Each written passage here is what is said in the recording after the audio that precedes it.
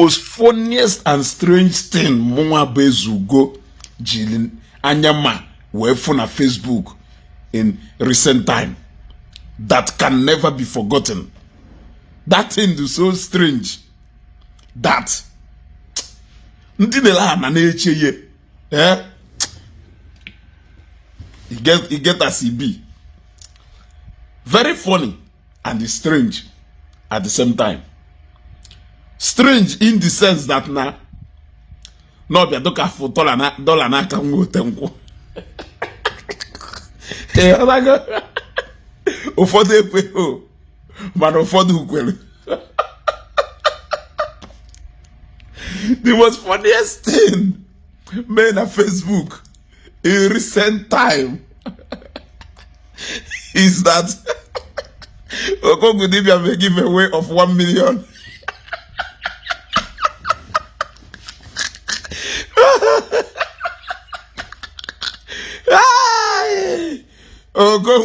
Mama Okogudibia will give away of 1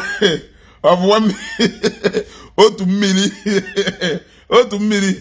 100 in case if you don't know what 1 million is 100,000 into 10 kogongu masotal worie to sasiar de mad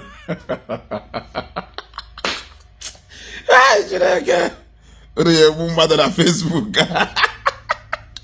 ore mu mad na Facebook go give away of 1 million you buy nga hacha there another one owner the kwano prank untouchable juwelu no n'Enugu prank untouchable juwelu no. There's so many places they go prank stars which are ego na Nigeria prank no nda na-eme we je na-ego jigad na-ego moto prank ka ken nwa mere aka na bụ onye otu nke ken ya dị iche ebe ndị ọzọ na-eje na ka ken jeluto ọchị ọjọọ ka ekelechi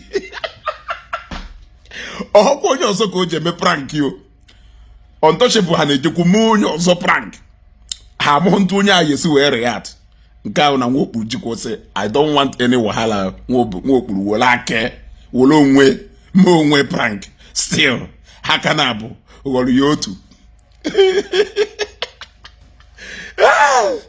Then enwekwara another one a na-akpọ 24 hours ultimatum. Ịghọtago o nwere 2 people nye 24 hours this year. 24 hours later turned to 24 years. Nwoke nọ na London Bridge nyere okpuru Ndi Igbo 24 hours. We later found out that by 24 hours no mean 24 years.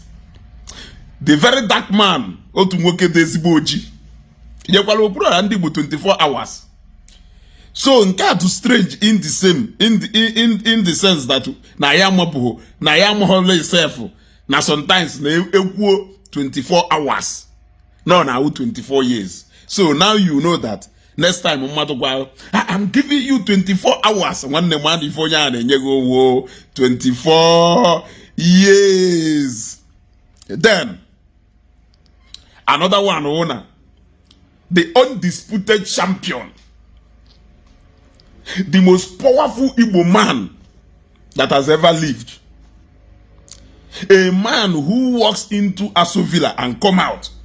A man who shakes hand with the Inspector General of Police. A man who goes to eat lunch with the director of DSS.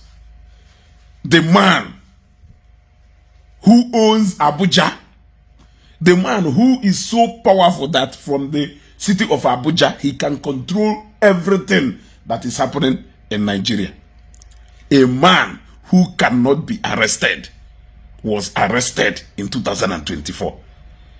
Not only that he was arrested and detained.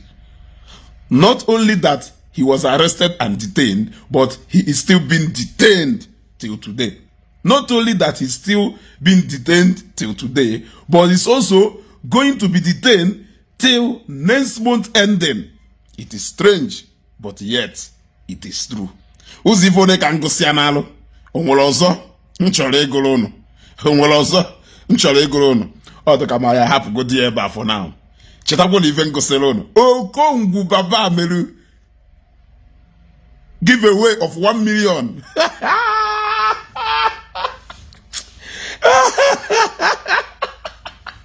Okongwu giveaway of 1 million. The most funniest thing on Facebook this year. Just go before you were no funny.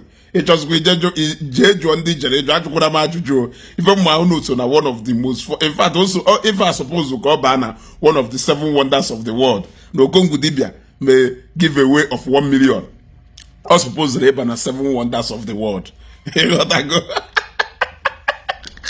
Then number 2.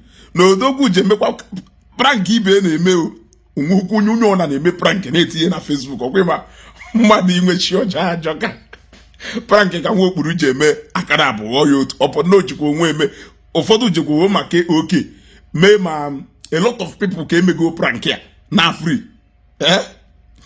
keresikwa ka o je mee nke gbara ego ibe na agbara akara abụọ ya otu.